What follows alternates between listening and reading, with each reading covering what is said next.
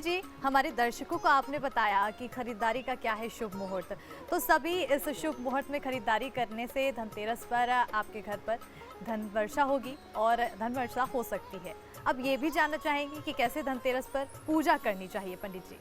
जी अस्मिता जी, शास्त्रों में पूजा का संपूर्ण विधि विधान वर्णित है और हमारे प्राचीन ऋषियों ने शोध करके आध्यात्मिक ज्ञान के द्वारा उस सामान्य विधि विधान को एक क्रमबद्ध किया है।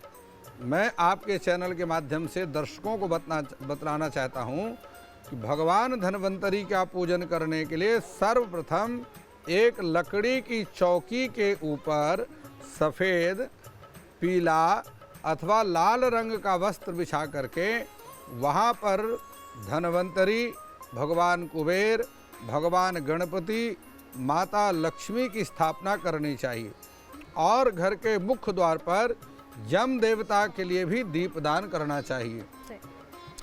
घर के मुख्य द्वार के दोनों तरफ 4 मुख के 2 दिए बना करके और वहाँ पर दीपदान करना चाहिए। ऐसा करने से भगवान सूर्य के पुत्र यम देवता प्रसन्न होते हैं और उसके घर में अपने दूतों को भेजते नहीं हैं। इस प्रकार से 1 वर्ष तक उस घर में सभी प्रकार के दीर्घायु को प्राप्त करते हैं। अब मैं आपको बतलाता हूँ, ये ध्यान रखें कि जिस समय हम धन्वंतरी का पूजन करेंगे उस समय हमारा मुख ईशान कोण की तरफ होना चाहिए। ईशाने देवता गृहम, ईशान कोण यह जो वास्तु का कोण है यह देवताओं की दिशा है। इसलिए उत्तर दिशा में भी आप अपना मुख कर सकते हैं, पूर्व में भी कर सकते हैं, लेकिन सर्वोत्तम दिशा है ईशान कोण। ईशान कोण में आपका मुख होना चाहिए। पूजन करते समय ये ध्यान रखना है भगवान धन्वंतरी को पीले रंग की मिठाई अर्पण करना है और साथ में सफ़ेद रंग की मिठाई कुबेर देवता को अर्पण करना है, माता लक्ष्मी को अर्पण करना है। भगवान गणपति को सततम मोदक प्रिया, भगवान गणपति को तो मोदक ही अत्यंत प्रिय हैं, इसलिए भगवान गणपति को मोदक अर्पण करना चाहिए।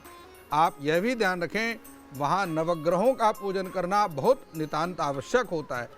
ग्रहाधीनम जगत सर्वा मंत्राधीनास्ते ग्रहा, संपूर्ण अंडपिंड ब्रह्मांड यह ग्रहों के अधीन होता है। सप्त ऋषियों ने आकाश मंडल में गोचर करने वाले सूर्य, चंद्र, मंगल, बुध, गुरु, शुक्र और शनि इन 7 ग्रहों की खोज की और उन्होंने बताया कि प्रत्येक पृथ्वी में रहने वाला जो प्राणी है ये जो सुख और दुख प्राप्त करता है इसका मात्र और मात्र कारण ग्रह होते हैं, जो कि आकाश मंडल में गोचर करके पृथ्वी में प्रत्येक प्राणी को प्रभावित करते रहते हैं। इसलिए ग्रह मंडल में ग्रहों का पूजन भी बहुत आवश्यक होता है। साथ में पंचलोकपाल देवताओं का पूजन करना चाहिए। सूर्य हैं, गणेश हैं, भगवान विष्णु हैं, भगवती माता दुर्गा हैं, भगवान शिव हैं, इनका पूजन भी करना बहुत आवश्यक होता है क्योंकि पंचलोकपाल कहलाते हैं। अब इसके बाद 64 योगिनी, 16 मातृका, सप्तघृत मातृका, इनका पूजन भी सप्तघृत मातृका का अभिषेक घी की धारा लगा करके करना चाहिए। और इस प्रकार संपूर्ण पूजन को करने के उपरांत साथ में यह ध्यान रखें कि कलश की स्थापना अवश्य करनी है, क्योंकि कलश में ही सभी तीर्थों का आवाहन होता है। कलश में पंच पल्लव लगाए जाते हैं। कलश में नारियल लाल वस्त्र में वेष्टित करके नारियल स्थापित किया जाता है और इसमें जल के देवता वरुण देवता का पूजन किया जाता है, क्योंकि मनुष्य का जल जीवन है। जल संचय भी करना चाहिए, जल संग्रह भी करना चाहिए और जल देवता का पूजन, वरुण देवता का पूजन भी करना चाहिए। जितना धन आवश्यक है उतना ही जल भी आवश्यक है। तो वहाँ जो है भगवान वरुण देवता का पूजन करना है, जल देवता का पूजन करना है। ये एक बात का ध्यान अवश्य रखें, जिस समय आप भगवान धन्वंतरी का पूजन कर रहे हैं, भगवान कुबेर का पूजन कर रहे हैं, उस समय आपके पूजा स्थान में अखंड दीप प्रज्वलित होना चाहिए और यह अखंड दीप 5 दिन तक जलता है। प्रथम दिन धन त्रयोदशी को जलाया जाता है और भाई द्विज को जाकर के भाई को तिलक करने के बाद वह शांत होना चाहिए। तो ये 5 दिन का अखंड दीपक जलाया जाता है। और इसके साथ ही एक बात का और भी बहुत ध्यान रखना है कि धन्वंतरी स्तोत्र का पाठ करना चाहिए।